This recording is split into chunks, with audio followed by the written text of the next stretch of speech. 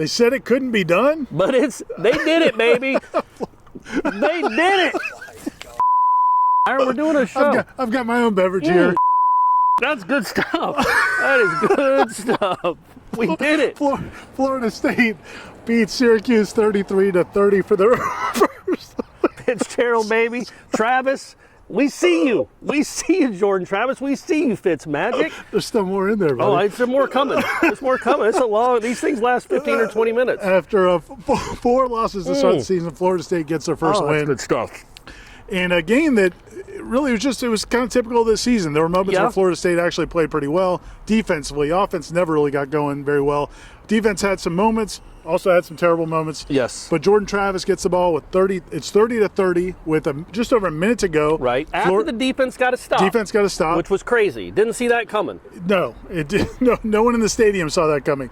They got to stop on 3rd and 7, and Jordan Travis gets the ball back, breaks off a 25-yard run and a 33-yard run, and Ryan Fitzgerald kicks the game winner after missing an extra point earlier tonight. Yep. That was his 4th miss of the season, but he hits the game winner, and Florida State gets off the schneid, gets a win, and Corey's popping the bubbles. Well, look, man, we knew it was going to come. It was inevitability. They were going to win one game this season. But, yeah, who knows how big it is, right? I mean, they're going to be underdogs pretty heavy probably next week against North Carolina. But what was cool about it is, they had some breaks go against them because it's Florida State. And, you drop a punt because, of course, you're going to drop a punt. You're not up by 10. It's not going to be easy. Yeah. It's not going to be we got a 10-point lead, get the ball out to 35, go make it 30-13, and that's a wrap. No, you're going to drop a punt. But even after the punt drop, they go down to your 1-yard line and you get a goal line stand. Now, the offense gave them the ball right back, and then they did go down and score. Look, it's the Florida State defense. They're not going to be shutting people out forever. But, and I thought what was really cool is that Jordan Travis, who he hasn't looked like that all season. And who knows what the deal is with his health. You're out there at practice. Is he moving? Because last week it didn't look like he could walk almost. Yeah. And then this week he runs for 115 yards. Yeah, I think he's been dealing with the knee injury, which he had the brace on earlier this week, and then also the shoulder. So when he didn't really practice on Tuesday, I'm thinking, man, this guy's not going to be able to practice again this week. And then sure enough, on Wednesday, he took off. I think he still had the brace, but maybe a lighter brace, and practiced on Wednesday. Did the whole practice, looked good. And then and Mike Norvell said at the time that it was big for him to be able to play through that and get to the practice. He comes out tonight without a brace at all, gets the start over Mackenzie Milton, and pulls through with the win. Well, and he had a couple of runs where, he almost spun into about a 15-yard sack, but instead had a 7 or 8 yard run. These are the plays we were used to seeing him make last year. That hadn't really been there much this year, and I don't know how healthy he is, but he looked more dynamic than he has all season. Why are you smiling at me? I'm just thinking about you pouring that out. And There's I'm more coming. Thinking you better not pour it on me. That's all I gotta say. You're as happy as I am. That was a dub. We got a dub in there tonight, my man. We got a dub. Yeah, and again, it was just kind of hard to evaluate that game defensively. And to me, that's where the focus is. This offense is not, it's just not going to be very good apparently all season. Jordan Travis did give them a little bit of a lift with his legs, which has been missing even when he played. Don't forget the 3-yard passes to the left and then the 2-yard pass to the right and back to the 3-yard pass to the left. Jordan attempted 32 passes, completed 22 for a whole 131 yards. Right. So it took, I think, maybe drops. 2 shots down the field. Yeah. But not many. Part of it, I'm guessing, a lot of people have asked why you go with Jordan Travis. I really think it's because of what Syracuse does defensively. They bring a lot of pressure from different places. And last week, McKenzie took 6 sacks. So Jordan did show some elusiveness, not all the times, but some of the times, and that was important. But defensively, they had the goal line stand, which was big in the second half. They also had a 4th down stop that was nice. They showed some toughness in some short yardage situations. So after Cam McDonald completely whiffs on a block, that's another thing. So there were 2 plays that just are Florida State plays of recent years, in my opinion. Is the pokey play. Well, not to also the receivers just running wide open on crossing routes. That's just what's going to happen. Sam Howell, he's got to be scared to death looking at that defense. I wonder if the crossing routes are going to be open.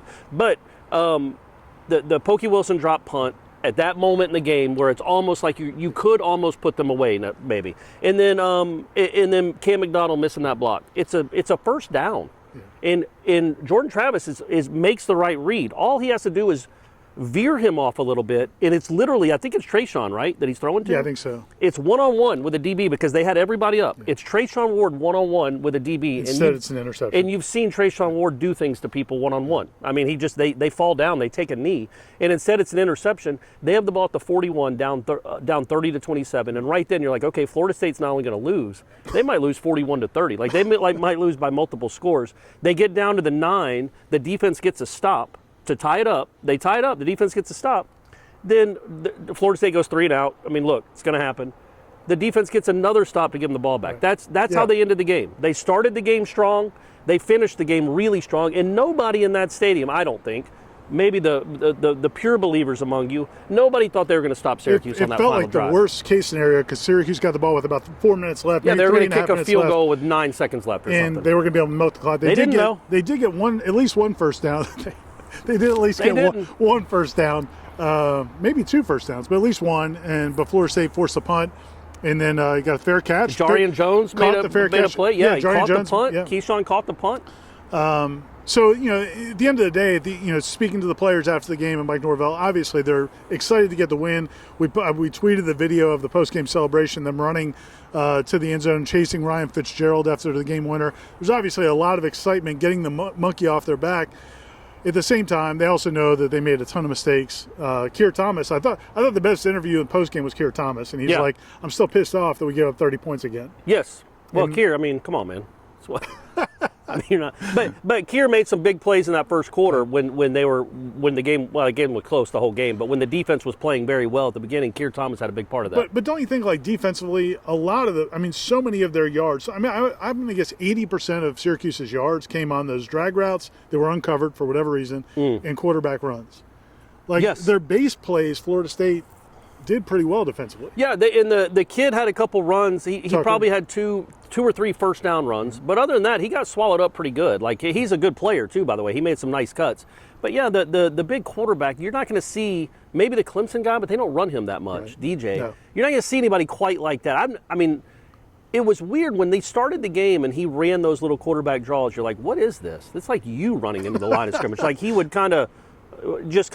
he looked like Ja'Kai Douglas coming out on a kick return. Yeah, he lumbered to the center and then fell down, and then all of a sudden that one play where he got outside, you're like, oh my, he ran away from the Florida State DBs. That's a freaky kind of athlete, bearded too, which you don't see a lot. But yeah, I think overall the defense wasn't terrible because that's such a unique dude to have to defend. Now you're allowed to defend him, and the maddest I got. And we were pretty mad there in the second half, going back and forth. Pokey was probably the maddest. Yes. The second maddest I got was when Quayshawn Fuller bit on the play fake again after the whole team had already been burned 6 times, the play fake and the bootleg, and he let it happen again. And look, we're happy they won. Look, we're fired up. It's going to be a long night. Buddy. It's going to be a long night tonight.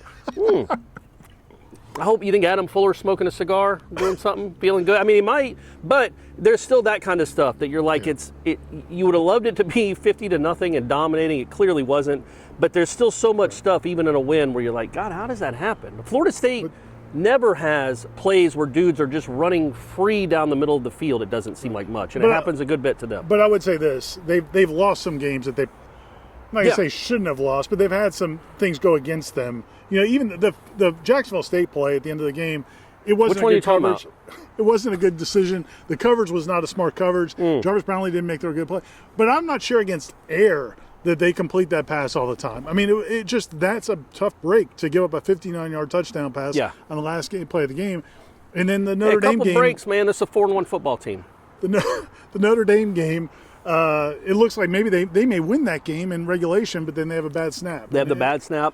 So it's just like, I'm not going to make excuses for them actually winning a game. You know what I'm saying? Like, they didn't play great, but they won a football game. And it's going to be, like, they're not going to probably go to a bowl. We don't think they're going to rip off 6 in a row. Probably not. But they did win a close game. Yeah. They did win a close game. And the only other time they won a close game since Mike Norvell's been here was a North Carolina guy dropping a pass after they'd scored 24 straight points, or 17 straight points. Like, I know you won the game, it was a great game, but it felt like they lost it with those drop passes at the end more than you went and took it. This one, with the way the defense played at the end and the way Fitzgerald came through, I mean, that's trust me, there's a very famous kick in Florida State history, happened 30 years ago, that was from 34 yards. They're not automatic. Miami had a 30-yarder Right. with a better kicker. No offense, Ryan, you're my dog. But that was funny when Jordan Travis said that. I had faith in my dog. He's like, I had no doubt he was going to kick it. And somebody, I think Matt Baker from St. Pete goes, Well, not kick it. We knew he was going to kick it. No doubt he was going to make it. And somebody's like, why did you think that? Yeah, what have you? But hey, man, that's clutch for him. Jordan goes, that's my dog. Yeah, I have faith in my dog. You said a second ago you knew the kick was going in. Why?